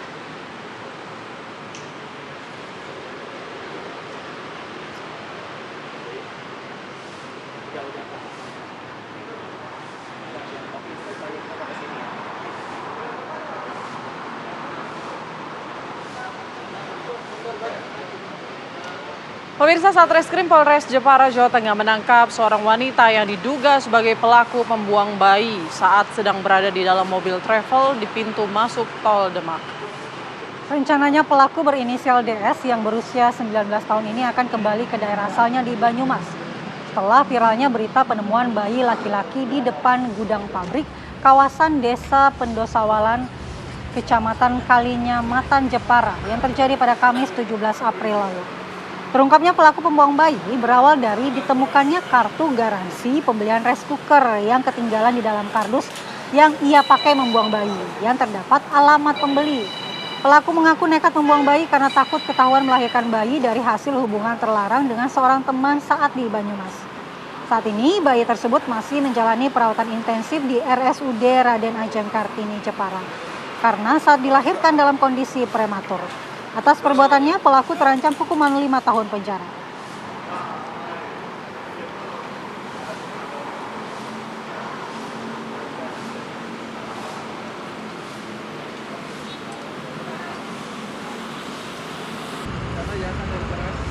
Informasi lainnya, pemirsa, Satres Narkoba Polres Metro Jakarta Barat melakukan penangkapan terhadap seorang public figure Fahri Albar di kediamannya di kawasan Jakarta Selatan. Polisi juga menemukan barang bukti narkotika dari kediaman Fahri Albar.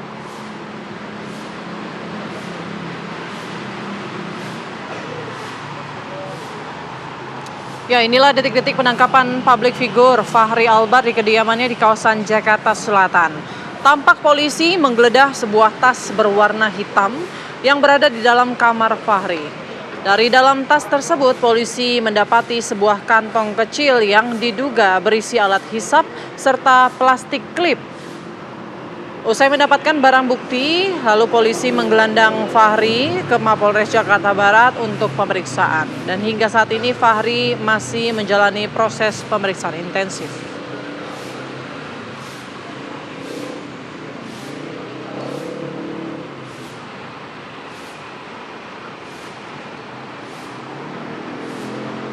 Ya, setelah ditangkap kepolisian Satres Narkoba Polres Metro Jakarta Barat, aktor Fahri Albar menjalani tes kesehatan di Bidokes Polres Metro Jakarta Barat.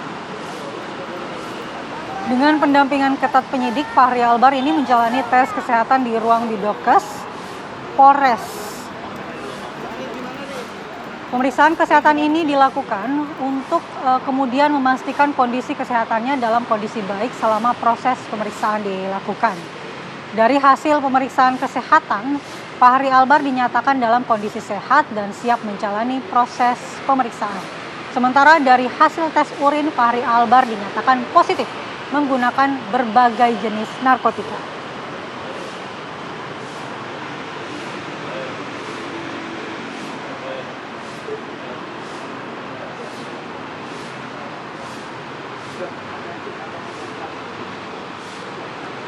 Pemirsa, seorang pengendara motor ditemukan meninggal dunia di Jalan Abdul Fatah, Kecamatan Tenjolaya, Kabupaten Bogor, Jawa Barat.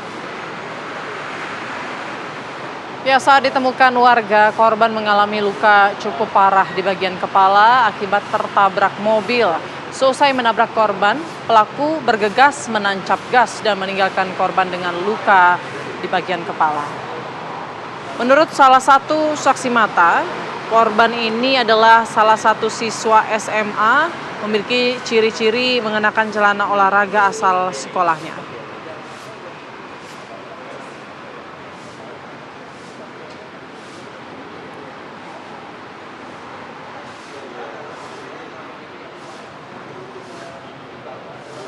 Informasi lain, pemirsa, keluarga pasien balita berusia 16 bulan yang dirawat di Rumah Sakit Samarinda menolak pemasangan ulang alat medis yang diduga tak berfungsi atau malfungsi. Nah, akibat penolakan tersebut, keluarga pasien merasa diusir oleh tim medis tersebut. Beginilah kondisi balita berusia 16 bulan yang terbaring lemah di ruang rawat inap Rumah Sakit Umum Daerah RSUD Abdul Wahab Syahrani, Samarinda sejak bulan Februari lalu. Radeva sudah menjalani tindakan operasi sebanyak 3 kali dan kondisi terus memburuk meski telah mendapat perawatan intensif oleh tim medis Rumah Sakit Abdul Wahab Syahrani, Samarinda. Pasca operasi, alat medis berupa selang yang dipasang di kepala pasien tidak berfungsi dengan baik. Keluarga pun langsung protes untuk tidak lagi menggunakan alat medis tersebut. Namun aksi protes tersebut membuat keluarga pasien mendapat perlakuan kurang baik dari rumah sakit hingga disarankan untuk dilakukan pemasangan ulang. Alat selang yang diduga malfungsi itu membuat kondisi pasien semakin memburuk. Pihak Rumah Sakit Abdul Wahab Syahrani membantah alat medis yang dipasang di tubuh pasien itu tidak berfungsi dan menduga hanya terjadi kebuntuan karena usia alat medis tersebut.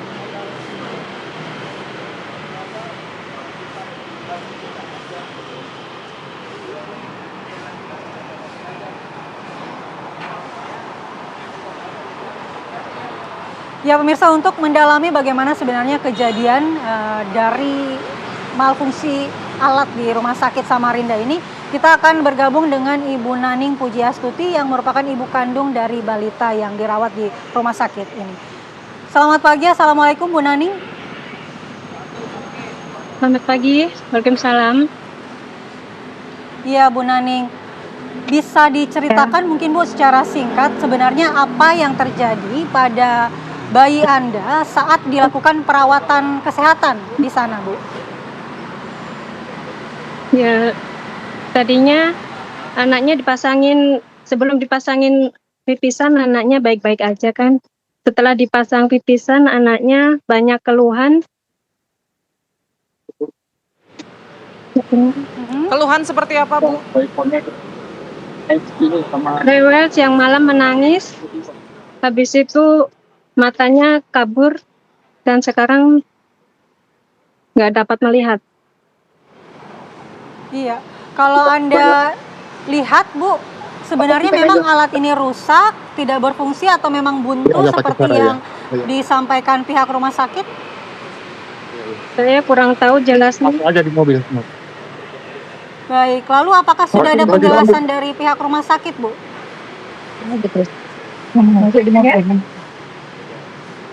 Apakah sampai saat ini pihak rumah sakit sudah memberikan penjelasan terkait penanganan pada saat itu dan kondisi alatnya?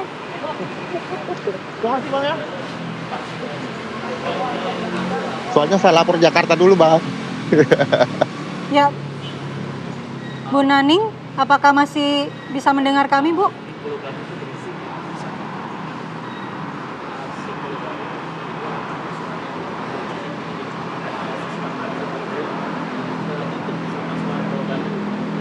Baik, kita akan coba menghubungi lagi. Oke, kita coba perbaiki ya sambungan komunikasi kita. Tapi dari informasi terakhir yang didapat bahwa memang pihak keluarga ini menduga alat medis yang terpasang di anaknya itu tidak berfungsi atau malfungsi. Dan akibat penolakan tersebut, keluarga menolak untuk dirawat kembali, begitu bukan dipasang kembali maksud saya alat medisnya, tapi justru mereka merasa diusir oleh tim medis tersebut. Coba kita sapa kembali Bu Naning. Apakah sudah bisa mendengar suara kami, Bu Naning? Kasih nyala mobil dulu, Nak. Bu Naning.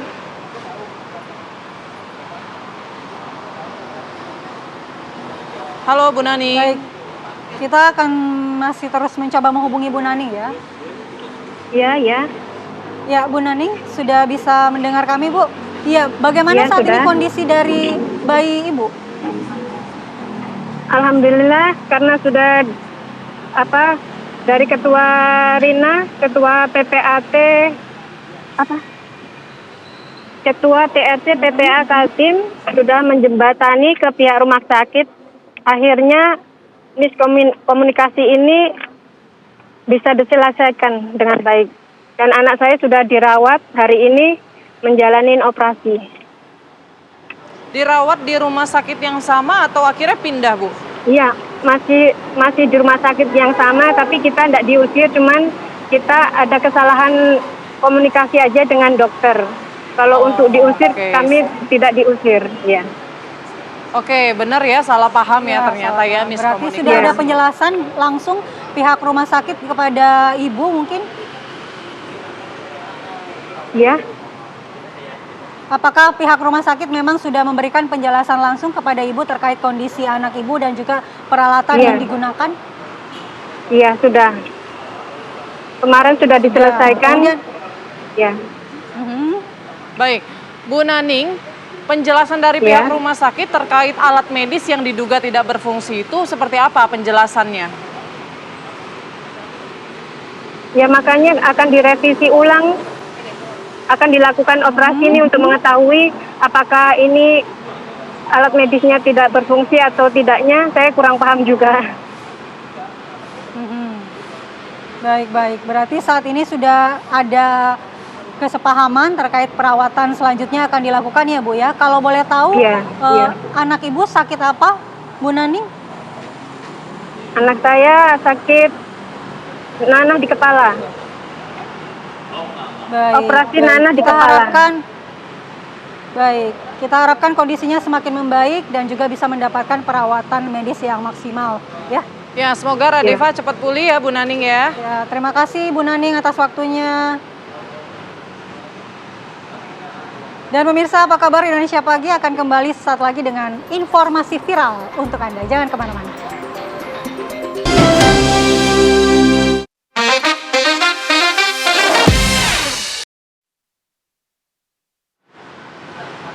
Ya pemirsa, di segmen ini beragam informasi viral akan kami sajikan untuk Anda. Di antaranya ini ada aksi pungli yang dilakukan oleh oknum polisi lalu lintas saat razia kendaraan di kawasan jalur Cadas Pangeran. Ini viral videonya di media sosial. Nah, oknum Polantas tersebut telah diperiksa Propam dan disanksi penempatan khusus.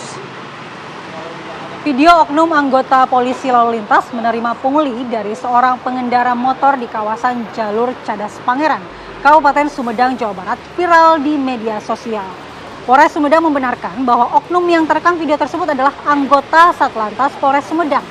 Oknum atas nama Aibda MD tersebut telah diperiksa Propam Polres Sumedang serta telah diberikan sanksi. Sementara itu Polres Sumedang memastikan bahwa kegiatan razia kendaraan yang digelar Satlantas Polres Sumedang di Cadas Pangeran adalah kegiatan resmi. Oknum yang kedapatan melanggar atau melakukan pungli akan diberikan sanksi sesuai aturan yang berlaku.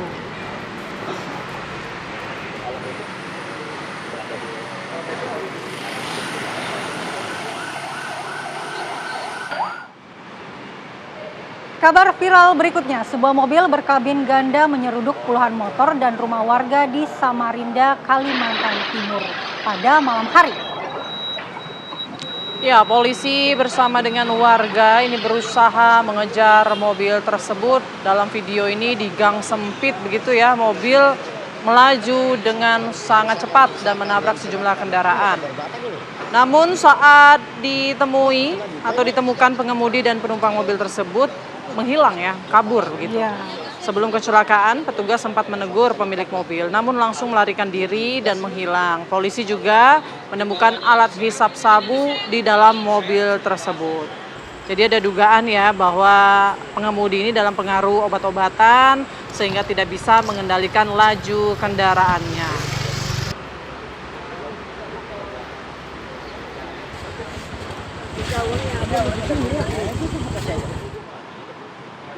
Nah, yang viral dan meresahkan lainnya ini adalah ratusan plat besi yang digunakan sebagai pelindung lapisan beton Jalan Tol Wiyoto Wiono, Tanjung Priok, Jakarta Utara ini hilang dicuri. Kondisi ini sudah berlangsung selama setahun dan membuat warga sekitar resah dan khawatir akses jalan tol ini sewaktu-waktu bisa roboh dan melukai warga. Beginilah kondisi kolong tol Wiyoto Wiono yang dekat dengan pemukiman warga Kelurahan Papango, Tanjung Priok, Jakarta Utara. Plat besi yang tadinya melindungi lapisan beton jalan tol kini hilang dicuri. Tak hanya satu, namun jumlahnya sudah mencapai ratusan. Nah, kondisi ini membuat warga sekitar resah sekaligus khawatir jalan tol Wiyoto Wiono ini roboh dan melukai warga. Plat besi yang hilang dicuri berfungsi melindungi lapisan beton agar tak mudah terkikis dan juga menjaga struktur beton dari kerusakan. Menurut warga, beberapa pelaku pencurian plat besi sempat terpergok hingga meninggalkan beberapa alat berupa kunci pas di lokasi. Inilah yang meresahkan warga sekitar ya, karena takutnya kalau tidak ada sama sekali plat besinya, ini sudah tidak ada, ini bisa roboh lama-kelamaan. Ya, tapi kan sebetulnya kalau melihat struktur bangunan harusnya tidak mudah ya untuk melepaskan besi-besi ini, apalagi jumlahnya ratusan. Ini gitu butuh ya. alat khusus. Punya alat khusus tapi butuh waktu lama. Nah, mungkin masyarakat perlu lebih waspada lagi. Kalau perlu bikin posko ya di situ ya. Pos pengamanan warga, tangkap saja yang kira-kira mencuri plat besi di situ, di lokasi itu, biar tidak terjadi hal-hal yang tidak diinginkan. Seperti tadi, kekhawatiran jalan roboh begitu. Nah, ini dia alat yang digunakan pelaku. Cukup sederhana sebenarnya. Artinya tidak cukup sulit ya. Tapi ini udah sampai ratusan lembar loh yang diambil. Ini mengangkutnya kan ini sangat jelas kelihatan pastinya kan. Diangkutnya, dibawanya karena cukup besar. Mudah-mudahan juga menjadi perhatian aparat untuk segera ditangani. Oke, kita ke informasi viral lainnya pemirsa. Warga menggotong jenazah dari puskesmas ke rumah duka karena jalan yang rusak parah sehingga tak bisa dilalui kendaraan. Warga Pangala Barupu, Kabupaten Toraja Utara, Provinsi Sulawesi Selatan ini selalu kesulitan saat hendak berobat karena harus menggunakan tandu hingga berjam-jam lamanya untuk sampai ke puskesmas terdekat. Jalan yang rusak dan medan yang licin membuat ambulans tak bisa melintas akibat infrastruktur yang kurang memadai. Hal ini membuat warga harus melanjutkan perjalanan dengan berjalan kaki. Pemerintah daerah setempat berjanji akan memperbaiki jalan di wilayah terpencil itu yang juga merupakan lokasi bersejarah tempat kelahiran pahlawan nasional Poniku. Bupati Toraja Utara Frederick Victor Palimbau menambahkan pemerintah daerah telah mengalokasikan anggaran tahun ini untuk perbaikan infrastruktur ke wilayah Pangala dan Barupu. Kalau kita lihat memang jalannya tidak layak ya untuk dilalui oleh kendaraan, ambulans. Ya. Ini boro-boro cepat sampai, ambulansnya malah kejebak, lumpur nih. Tuh, curam sekali kemiringan jalan, terjal, kemudian tanah merah. Ini juga dokumentasi mungkin warga yang sakit tampaknya ya. Yang juga terpaksa harus ditandu untuk mendapatkan perawatan medis terdekat begitu karena memang ambulans pun tidak bisa lewat begitu ya. Miris ya di zaman saat ini masih ada kondisi jalan seperti ini. Harusnya bisa menjadi perhatian pemerintah daerah atau pemerintah pusat agar bisa membangun jalan yang lebih baik untuk warga setempat.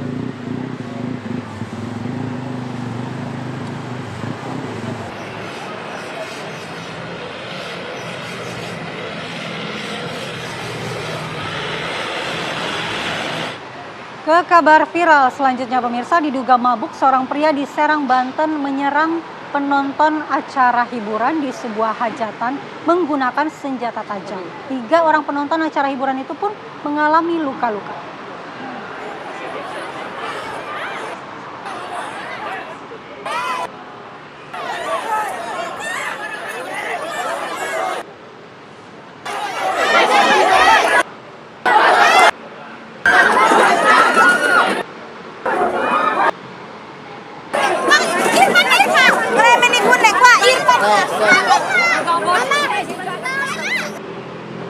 Ya, beginilah kerusuhan dan keributan yang terjadi dalam sebuah acara hiburan di mana seorang pemuda berinisial DS warga Tirtayasa, Kabupaten Serang, Banten terlihat mengamuk, membabi buta hingga melukai 3 penonton hiburan organ dangdut di acara pesta pernikahan yang digelar warga. Kepada polisi, pelaku mengaku balas dendam karena sebelumnya saudara pelaku dikeroyok. Tak terima dengan tindakan itu, pelaku kemudian melampiaskan kemarahannya di depan orang banyak yang sedang asik menonton dangdut. Dengan pengaruh alkohol, pelaku menyerang penonton lainnya menggunakan senjata tajam jenis golok. Korban akhirnya melapor kejadian tersebut ke Mapolres Serang dan pelaku berhasil ditangkap.